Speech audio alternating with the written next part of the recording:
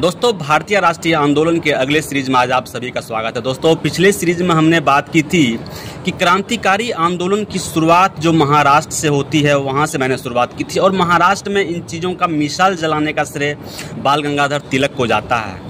दोस्तों, यह क्रांतिकारी आंदोलन सिर्फ महाराष्ट्र में नहीं बल्कि बंगाल में भी फैलती है। कहते हैं बंगाल के भद्रलोक समाज के लोगों ने इस क्रांतिकारी आतंकवाद को फैलाने का अहम भूमिका निभाते हैं, फैलाने में अपनी काफ़ी योगदान देते हैं। इसी दौरान वारेंद्र कुमार घोष और भूपेंद्र नाथ दत्त ने मिलकर के एक साप्ताहिक समाचार पत्र का प्रकाशन करते हैं। उनका नाम है युगांतर। दोस्तों, ये युगांतर साप्ताहिक समाचार पत्र बंगला भाषा में प्रकाशित हुआ था। ये बात आप याद रखिएगा। प्रकाशन का लैंग्वेज पूछ देता है पत्रिका का। यह साप्ताहिक समाचार पत्र था। इसके माध्यम से इन्होंने इस आंदोलन को और गति देने का प्रयास करते हैं और इस पत्र के माध्यम से वो कहते हैं कि अंग्रेजी हुकूमत को दबाने के लिए हम 30 करोड़ भारतीय हैं और इन 30 करोड़ भारतीयों के पास 60 करोड़ हाथ है। उन हाथों को उठाए और अंग्रेजों की इस हुकूमत को पूरी तरीके से दमन कर दे। दोस्तों, इन दोनों ने मिलकर, वारेंद्र कुमार घोष और भूपेंद्र नाथ दत्त ने मिलकर ही मिदनापुर में अनुशीलन समिति की स्थापना कर देते हैं।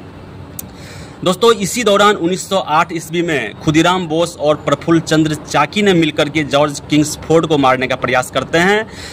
किंग्सफोर्ड को गोली नहीं लगती है, वह बच जाता है। परिणाम ये होता है कि खुदीराम बोस को 15 वर्ष की उम्र में फांसी की सज़ा दे दी जाती है और प्रफुल्ल चंद्र चाकी खुद आत्महत्या कर लेते हैं। एक बात यहाँ पे ध्यान रखना मेरे दोस्त कि सबसे कम उम्र में फांसी की सज़ा पर चढ़ने वाले व्यक्ति खुदीराम बोस ही थे, जिसको 15 वर्ष की उम्र में फांसी की सज़ा दे दी जाती है। दोस्तों, इसी दौरान 1908 ईस्वी में हेमचंद्र कानूनगो के द्वारा मनिकताला में बम बनाने का एक कारखाना खोला जाता है, जिस पर पुलिस छापा मार देती है और उस कारखाने को बंद कर देती है। कई लोगों को गिरफ्तार कर लेती है। दोस्तों, कुछ समाचार पत्र हैं जो इस क्रांतिकारी आंदोलन को बढ़ाने का काम करते हैं। जैसे ब्रह्म बांधव उपाध्याय के द्वारा एक संध्या नामक पत्र था और अरविंद घोष के द्वारा वंदे मातरम नामक पत्र का संपादन करके इस आंदोलन को और गति देते हैं। दोस्तों, एक बात यहाँ पे याद रखिएगा कि ब्रह्म बांधव उपाध्याय के द्वारा ही रविंद्रनाथ टैगोर को गुरुदेव की उपाधि दी जाती है।